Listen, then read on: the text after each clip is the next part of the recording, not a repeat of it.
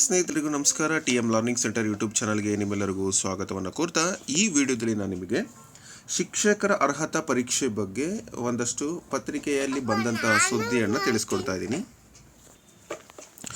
Supreme ಕೋರ್ಟ್ನಲ್ಲಿ ಶಿಕ್ಷಕರಿಗೆ TET ಪ್ರಕರಣದ ಬಗ್ಗೆ ವಿಚಾರಣೆ ಇನ್ನಷ್ಟು ಅಂತ ಹೇಳಿ ಒಂದು ಟೈಟಲ್ನೊಂದಿಗೆ ಕೊಟ್ಟಿದ್ದಾರೆ. ಇಲ್ಲಿ ಈ ಒಂದು ಪತ್ರಿಕೆಯ ಸುದ್ದಿ ಕನ್ನಡ ಟ್ರಾನ್ಸ್ಲೇಷನ್ ಮಾಡಿದ್ದಾರೆ. ಅಂದರೆ ಇದು ನಿಮಗೆ ಎಲ್ಲರಿಗೂ ಕ್ಲಿಯರ್ ಆಗಿ ಗೊತ್ತಾಗಲಿ ಅಂತ ಹೇಳ್ಬಿಟ್ಟು, ಶಿಕ್ಷಣದ ಗುಣಮಟ್ಟದ ಬಗ್ಗೆ ಸುಪ್ರೀಂ ಕೋರ್ಟ್ ಕಠಿಣ ನಿಲುವನ್ನು ತೆಳೆದಿದೆ. ಅಂದರೆ ಈಗ 2 ವರ್ಷದ ಒಳಗೆ TETಯನ್ನು ಕಡ್ಡಾಯವಾಗಿ ಪಾಸ್ ಮಾಡ್ಕೊಳ್ಬೇಕು ಅಂತಕ್ಕಂಥ ಒಂದು ಸುದ್ದಿ ಇತ್ತು. ಸೊ ಆ ಸುದ್ದಿಗೆ ಸಂಬಂಧಪಟ್ಟಂತೆ ಇವತ್ತಿನ ಒಂದು ಪತ್ರಿಕೆಯ ಸುದ್ದಿ ಬಂದಿದೆ, ನೋಡ್ಬೋದು. ಸುಪ್ರೀಂ ಕೋರ್ಟ್ TET ಪ್ರಕರಣದ ವಿಚಾರಣೆ ಶಿಕ್ಷಕರಿಗೆ ಸೆಪ್ಟೆಂಬರ್ 1,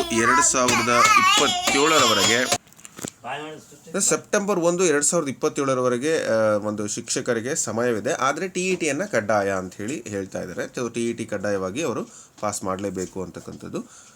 ಸೊ ಇಲ್ಲಿ ಜನವಾಣಿ ಬ್ಯೂರೋ ಅಂತಕ್ಕಂಥ ಒಂದು ಪತ್ರಿಕೆಯಲ್ಲಿ ಬಂದಿರತಕ್ಕಂಥದ್ದು. ನವದೆಹಲಿ ಮೇ 13 ಸೇವಾವಧಿಯಲ್ಲಿರ್ತಕ್ಕಂತಹ ಶಿಕ್ಷಕರಿಗೆ TET ಅಂದರೆ ಶಿಕ್ಷಕರ ಅರ್ಹತಾ ಪರೀಕ್ಷೆ ಕುರಿತು ಸುಪ್ರೀಂ ಕೋರ್ಟ್ ಇಂದು ಮಹತ್ವದ ವಿಚಾರಣೆ ನಡೆಸಿದೆ. ಈ ವಿಷಯವು ಈಗಾಗಲೇ ಉದ್ಯೋಗದಲ್ಲಿರುವಂತಹ ಆದರೆ TET ಉತ್ತೀರ್ಣರಾಗದ ಶಿಕ್ಷಕರಿಗೆ ಸಂಬಂಧಿಸಿದೆ ಅಂತೇಳಿ ನ್ಯಾಯಮೂರ್ತಿ ಅವರ ಒಂದು ಸಂಖ್ಯೆ ಕೂಡ ಕೊಟ್ಟಿದ್ದಾರೆ, 8. ಅವರ ಮುಂದೆ ವಿಚಾರಣೆ ನಡೀತು. ಸೊ ಅಂದರೆ ದೀಪಂಕ್ ದತ್ತಾ ಅವರ ನೇತೃತ್ವದಲ್ಲಿ ಈ ಒಂದು ವಿಚಾರಣೆಯನ್ನು ಕೈಗೊಂಡಿದ್ದಾರೆ. ಅಲ್ಲಿ ಮೊದಲನೇದಾಗಿ ನಾವು ಏನು ಗಮನಿಸಬೇಕಪ್ಪ ಅಂತಂದರೆ, ನ್ಯಾಯಾಲಯವು ಕಠಿಣ ನಿಲುವು ತೆಗೆದುಕೊಳ್ಳುತ್ತದೆ, ಶಿಕ್ಷಣದ ಗುಣಮಟ್ಟವು ಅತ್ಯಂತ ಮುಖ್ಯ ಅಂತ ಹೇಳ್ತಾ ಇದ್ದಾರೆ. ಅಂದರೆ ಈ ಬಗ್ಗೆ ರಾಜಿ ಮಾಡ್ಕೊಳ್ಳೋದಿಲ್ಲ, ಯಾವುದೇ ಕಾರಣಕ್ಕೂ ಶಿಕ್ಷಕರಿಗೆ ವಿನಾಯಿತಿ ಕೊಡೋದಿಲ್ಲ. ಆದರೆ ಸಮಯ ಇದೆ, ನೀವು ಕಂಪಲ್ಸರಿ TETಯನ್ನು ಪಾಸ್ ಮಾಡ್ಕೋಬೇಕು ಅಂತಕ್ಕಂಥದ್ದು. ಅಲ್ಲಿ B.Ed ಅಥವಾ ಇತ್ಯಾದಿಗಳನ್ನು ನಾವು ತೊಗೊಂಡಿದ್ದೀವಿ, ಹಾಗಾಗಿ TET ಬೇಡ ಅಂತಕ್ಕಂಥ ಒಂದು ಪ್ರಶ್ನೆಗೆ ಅವರು ಸ್ಪಷ್ಟವಾಗಿ ಉತ್ತರವನ್ನು ಕೊಟ್ಟಿದ್ದಾರೆ. 7 ರಾಜ್ಯಗಳು ಮತ್ತು ಶಿಕ್ಷಕರ ಸಂಘಗಳ ನಿಲುವು ಅಲ್ಲಿ ನೀವು ನೋಡ್ಬೋದು. ಏನಪ್ಪ ಅಂತ ಹೇಳಿದರೆ, ತಮಿಳುನಾಡು ಮತ್ತು ಟೀಚರ್ಸ್ ಫೆಡರೇಷನ್ ಆಫ್ ಇಂಡಿಯಾದಂತಹ ರಾಜ್ಯಗಳ ಒಂದು ಪ್ರತಿನಿಧಿಸ್ತಕ್ಕಂಥ ಹಿರಿಯ ವಕೀಲರು ಶಿಕ್ಷಕರು ಎದುರಿಸುತ್ತಿರ್ತಕ್ಕಂಥ ಪ್ರಾಯೋಗಿಕ ತೊಂದರೆಗಳನ್ನು ಎತ್ತಿ ತೋರಿಸಿದರು. ಮಧ್ಯಪ್ರದೇಶದ ಒಂದು ಸಂದರ್ಭದಲ್ಲಿ ಬುಡಕಟ್ಟು ಪ್ರದೇಶಗಳಿಗೆ, ಅಂದರೆ ಕೆಲವೊಂದು ಬುಡಕಟ್ಟುಗಳಲ್ಲಿ ವಿನಾಯಿತಿ ನೀಡಬೇಕು ಅಂತ ಹೇಳಿ ಅವರು ಕೇಳ್ತಾ ಇದ್ರು. ಆದಾಗ್ಯೂ ನ್ಯಾಯಾಲಯ ಅದನ್ನು ಅಂಗೀಕರಣೆ ಮಾಡಲಿಲ್ಲ ಅಂತ. ಇನ್ನು ಹಳೆಯ ಶಿಕ್ಷಕರ ಸ್ಥಿತಿ ಅಂದರೆ 2010ಕ್ಕಿಂತ ಮೊದಲು ವಕೀಲರ ವಾದ ಏನಿತ್ತಪ್ಪ ಅಂತ ಹೇಳಿದರೆ, ಸಿಂಘ್ವಿ, ಮುಕುಲ್ ಮತ್ತು ರೋಹಟಗಿ ಮತ್ತು ಸಲ್ಮಾನ್ ರಶೀದ್ ಅವರ ಹಳೆಯ ಶಿಕ್ಷಕರನ್ನು ಈ ವ್ಯಾಪ್ತಿಯಿಂದ ಹೊರಗಿಡಬೇಕು ಅಂಥೇಳಿ ವಾದವನ್ನು ಮಾಡಿದ್ದಾರೆ. ಸೊ ನ್ಯಾಯಾಲಯದ ಪ್ರತಿಕ್ರಿಯೆ ಏನಾಗಿತ್ತು ಅಂದರೆ, ನ್ಯಾಯಾಲಯವು 2017ರ RTE ಕಾಯ್ದೆ ತಿದ್ದುಪಡಿಯನ್ನು ಉಲ್ಲೇಖಿಸಿ ಕಾನೂನು ಅಂತಕ್ಕಂಥದ್ದು ಮಾಜಿ ಶಿಕ್ಷಕರಿಗೆ ವಿನಾಯಿತಿ ನೀಡುತ್ತದೆ ಎಂದು ಸ್ಪಷ್ಟವಾಗಿ ಹೇಳುತ್ತದೆ ಅಂಥೇಳಿ ಅವರು ಕೇಳ್ತಾ ಇದ್ದಾರೆ. ಸೊ ಈ ಬಗ್ಗೆ ಯಾವುದೇ ಥರ ಬದಲಾವಣೆಯನ್ನು ಮಾಡಲಿಕ್ಕೆ ಸಾಧ್ಯ ಇಲ್ಲ ಅಂತ. ಹಾಗಾಗಿ ಇಲ್ಲಿ ಆ ಒಂದು ಏನು ಶಿಕ್ಷಕರು TETಯನ್ನು ಪಾಸ್ ಮಾಡಿಕೊಳ್ಳೇಬೇಕು ಅಂತಕ್ಕಂಥದ್ದನ್ನು ಅವರು ಸ್ಪಷ್ಟವಾಗಿ ಹೇಳ್ತಾ ಇದ್ದಾರೆ. 3 ಪರಿಹಾರ ಗಡುವುಗಳು ಮತ್ತು ಭವಿಷ್ಯಕ್ಕೆ ಒಂದು ಹೇಳಿರ್ತಕ್ಕಂಥ ಅಂಶಗಳು ಯಾವ್ಯಾವು ಅಂತ ನೋಡೋದಾದರೆ, ಶಿಕ್ಷಕರು ತಮ್ಮ ಅರ್ಹತೆಯನ್ನು ಸಾಬೀತುಪಡಿಸಲು ನ್ಯಾಯಾಲಯವು ಸಮಯ ಮಿತಿಯನ್ನು ಸೂಚಿಸಿತ್ತು. ಅಂದರೆ ಶಿಕ್ಷಕರಿಗೆ ಸೆಪ್ಟೆಂಬರ್ 1, 2027ರವರೆಗೆ ಸಮಯ ನೀಡಬಹುದು. ಆ ಸಮಯದೊಳಗೆ ಅವರು TET ಪರೀಕ್ಷೆಯಲ್ಲಿ ಉತ್ತೀರ್ಣರಾಗಬೇಕು. ಈ ನಿಗದಿತ ಸಮಯದೊಳಗೆ ಶಿಕ್ಷಕರು ಅರ್ಹತಾ ಪರೀಕ್ಷೆಯಲ್ಲಿ ಉತ್ತೀರ್ಣರಾಗಲು ಸಾಧ್ಯವಾಗದಿದ್ದರೆ ಅವರು ಉದ್ಯೋಗದ ಅಪಾಯದಲ್ಲಿರಬಹುದು ಅಂತಕ್ಕಂಥ ಮಾಹಿತಿಯನ್ನು ಕೊಟ್ಟಿದ್ದಾರೆ. ಈ ಬಗ್ಗೆ ತಜ್ಞರು ಏನು ಹೇಳ್ತಾರೆ ಅಂತ ನೋಡೋದಾದರೆ, ಸುಪ್ರೀಂ ಕೋರ್ಟ್ನ ಇಂದಿನ ನಿಲುವು ಭವಿಷ್ಯದಲ್ಲಿ TET ಅವಶ್ಯಕತೆಯನ್ನು ತಪ್ಪಿಸುವುದು ಕಷ್ಟ ಅಂತ ಹೇಳಿ ಅವರು ಹೇಳ್ತಾ ಇದ್ದಾರೆ. ತಜ್ಞರು ನಂಬ್ತಾರೆ ಶಿಕ್ಷಕರು ಈಗಾಗಲೇ ತಯಾರಿಯನ್ನು ಪ್ರಾರಂಭಿಸಬೇಕು ಅಂತ ಹೇಳಿದ್ದಾರೆ. ಇನ್ನೊಂದು ನನಗೆ ಗೊತ್ತಿರುವಂಥ ಅಂಶ ಏನಪ್ಪ ಅಂದರೆ, ವೈಯಕ್ತಿಕವಾಗಿ ಸಾಕಷ್ಟು ಜನ 99% ಅಥವಾ 90% ಅಂತ ತಿಳ್ಕೊಬೋದು, ಅವರೆಲ್ಲರೂ ಏನು ಟೀಚಿಂಗ್ ಮಾಡ್ತಾ ಇದ್ದಾರೆ, ಯಾರೆಲ್ಲ ಶಿಕ್ಷಕರಿದ್ದಾರೆ ಈಗ ಆಲ್ರೆಡಿ ವರ್ಕಿಂಗ್ ಇರೋರು, ಅವರೆಲ್ಲರೂ ಪಾಸ್ ಮಾಡ್ಕೊಂಡಿದ್ದಾರೆ. ಸೊ ಇನ್ನು ಯಾರು ಮಾಡ್ಕೊಂಡಿಲ್ಲ ಅವರು ಈಗ ಇನ್ನಷ್ಟು ಪ್ರಯತ್ನವನ್ನು ಮಾಡ್ತಾ ಇದ್ದಾರೆ. ಸೊ ಇದು ವಾಸ್ತವ.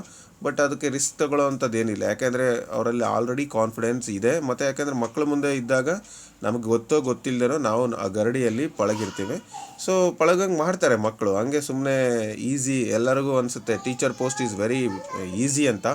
ಇದು ಹೆಂಗೆ ಅಂದರೆ, ಕೆಲವರು ಆಗೋ ಹೇಳ್ತಾರೆ ಈಗೂ ಹೇಳ್ತಾರೆ, ಬಟ್ ಅಲ್ಲಿ ವಾಸ್ತವ ಹೆಂಗಿದೆ ಅಂತಂದರೆ it is little bit difficult. Because ಮೊದಲೆಲ್ಲ ಬರೀ ಆಫ್ಲೈನ್ ಅಂತ ಹೇಳ್ತಾಯಿದ್ರು, ಈಗ ಆಫ್ಲೈನ್ ವಿತ್ ಆನ್ಲೈನ್ ಎರಡೂ ಸೇರಿಕೊಂಡು ಆಫ್ಲೈನು ಆನ್ಲೈನು ಅಂತ ಡಬಲ್ ಟ್ರಿಬಲ್ ವರ್ಕ್ ಆಗಿದೆ.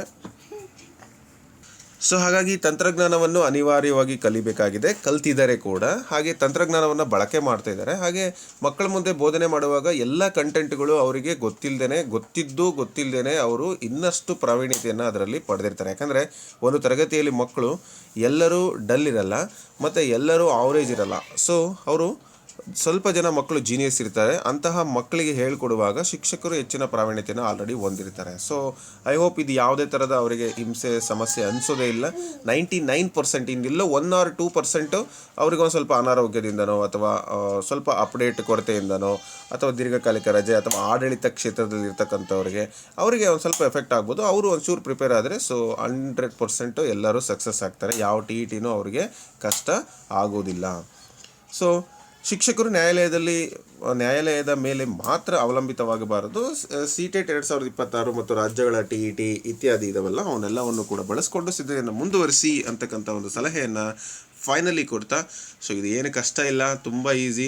ಅದೇ ಬೇಡ ಅದಕ್ಕಿಂತ ಹೆಚ್ಚಿಗೆ ಎಕ್ಸಾಮ್ಸ್ ಅಂದರೆ ಪಾಸ್ ಮಾಡ್ತೀವಿ ಅನ್ನೋ ಕಾನ್ಫಿಡೆನ್ಸ್ ಎಲ್ಲರಲ್ಲೂ ಇರುತ್ತೆ.